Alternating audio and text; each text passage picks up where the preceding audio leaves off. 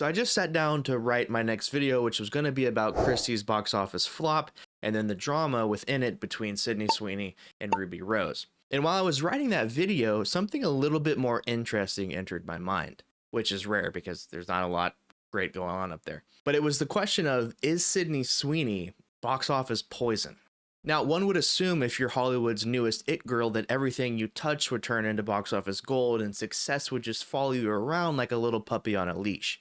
But that really hasn't been the case for Sydney Sweeney for her last 4 to 5 major releases. So in order to really get an accurate representation and answer to this question, we first need to look back at her filmography and what she's been working on and appearing in for the last 3 to 4 years. And upon looking into it, she actually has some pretty decent films in her filmography, namely Once Upon a Time in Hollywood, which is a Quentin Tarantino film about kind of the Manson family and all that craziness.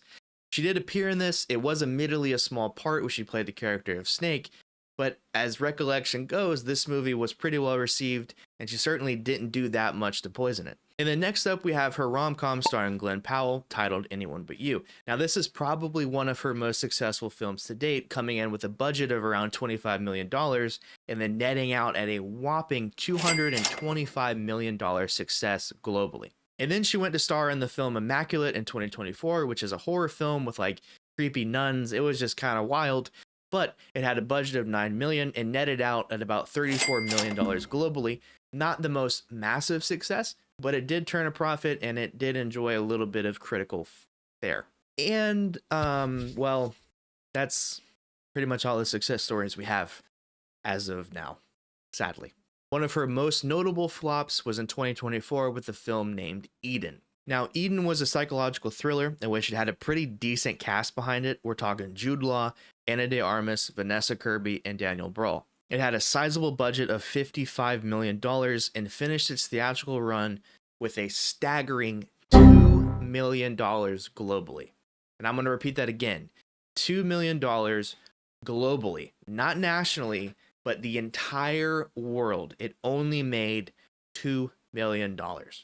And then moving on, also in 2024, we had the iconic, the infamous Madame Web. Something interesting about this film, which is mind-blowing and shocking to me, but it technically did turn a profit.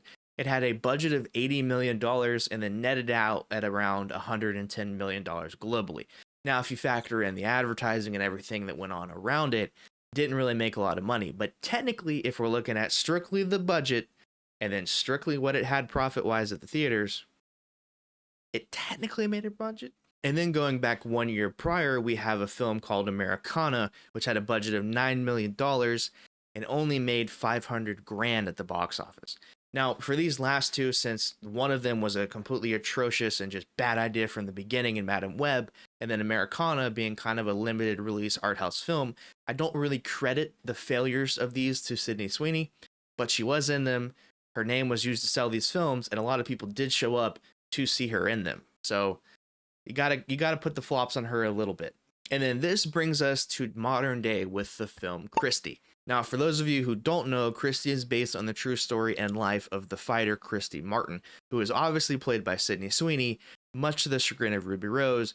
Don't you worry, we'll get to that in just a second. The film had a budget of $15 million, and at the time of recording this video, which is 5/16/11/16/2025, the film enjoyed one of the worst opening weekends in modern film history, and is currently only projected to make $1.3 million at the box office. And as if that wasn't enough for Black Bear Productions, let's add in some identity politics and tabloid drama on top of the film's financial failure. Many people were not very happy to see that this movie wasn't performing well. One of the most popular among them, Ruby Rose. Ruby Rose took the internet to share her opinions on the film's failure, saying, and I quote, "For her PR to talk about it flopping and saying Sydney Sweeney did it for the people, none of the people want to see somebody who hates them, parading around pretending to be us. You are a cretin and you ruined the film, period. Christy deserves better." Now, I, for one, completely understand Miss Rose's perspective here. Sydney Sweeney is the first actress in Hollywood's entire history to play a role where she's straight and the role is gay.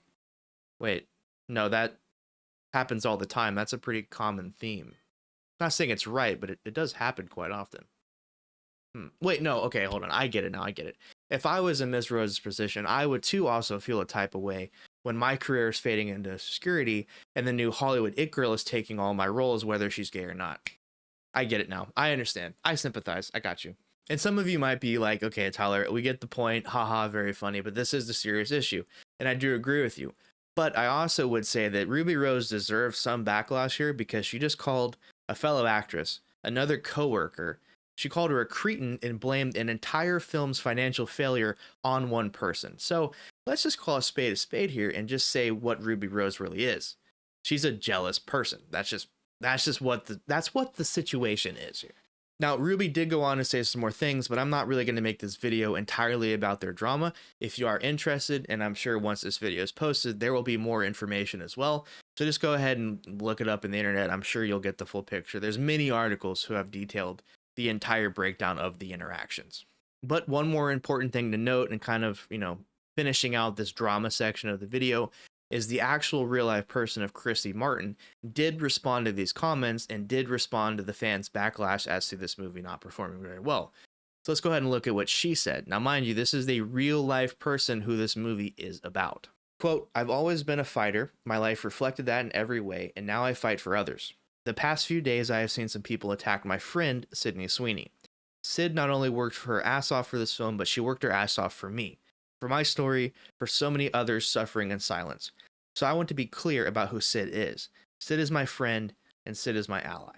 Now, just from my opinion, that is pretty powerful coming from the person whose life is being made into a movie on the big screen. And it's equally as meaningful because if you had any issues with the way the movie was made, the production company, the way Sydney Sweeney portrayed her in the film, I think now would be the time that she would come out and speak against it.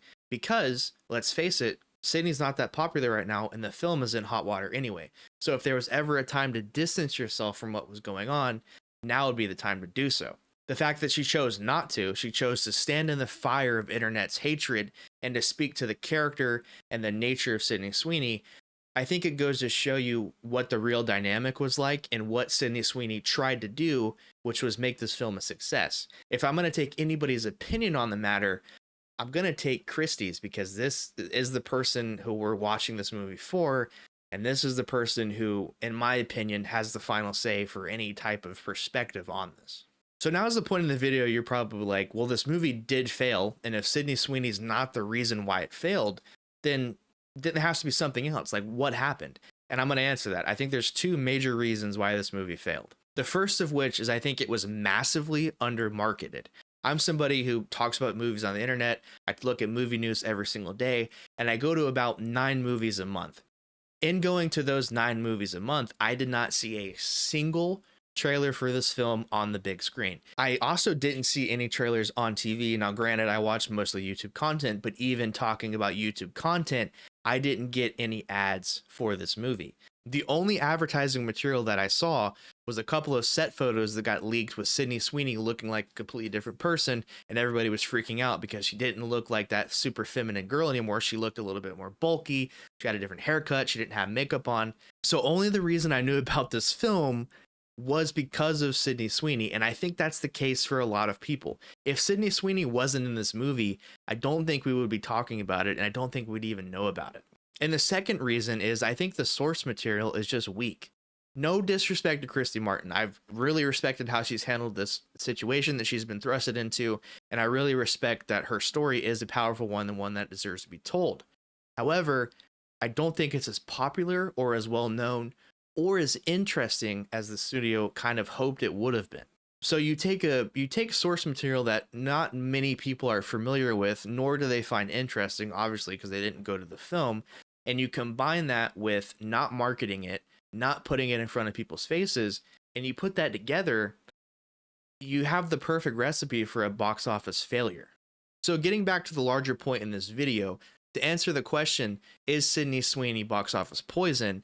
I think if you looked at just simply her track record and the numbers, you would have to say, yeah, currently she is box office poison. But I don't think it's as black and white as that. I think if you were to look at the projects that she's chosen to perform in and the stuff that she's accepted, which by the way is also her fault, I will admit that. But the stories, the movies, the marketing campaigns, everything that has gone into these films, I think are recipes for failure. If you take a look at somebody like Jared Leto, who successfully killed a couple franchises, I think that is a better example of box office poison. You put him in the leading role and people don't show up. You put Sydney Sweeney in a leading role, I think you get people's interest and it gets them to the point of watching the trailer. And then when they watch the trailer and they see the type of story or the type of character and they just aren't interested in it, or if you put her in the leading role and you don't market the movie, then people just don't know about it other than her diehard fans.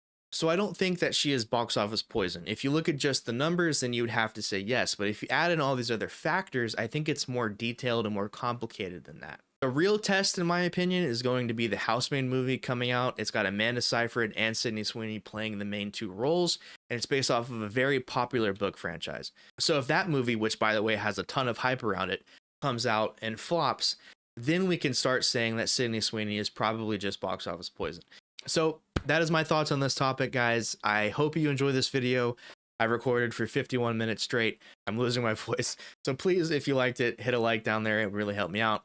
If you guys have any thoughts and opinions, which I'm assuming you're going to, please leave those in the comments below. I love talking to you guys. I love reading them. I love interacting with you guys. You're awesome. If you want to see more videos like this, or you want to see my movie reviews or trailer reactions, please hit the subscribe button. It really helps me out. I'm on the road to 500 subscribers, and we are getting very, very close to that day by day. So thank you so much. And as always, I'll catch you in the next one. Peace.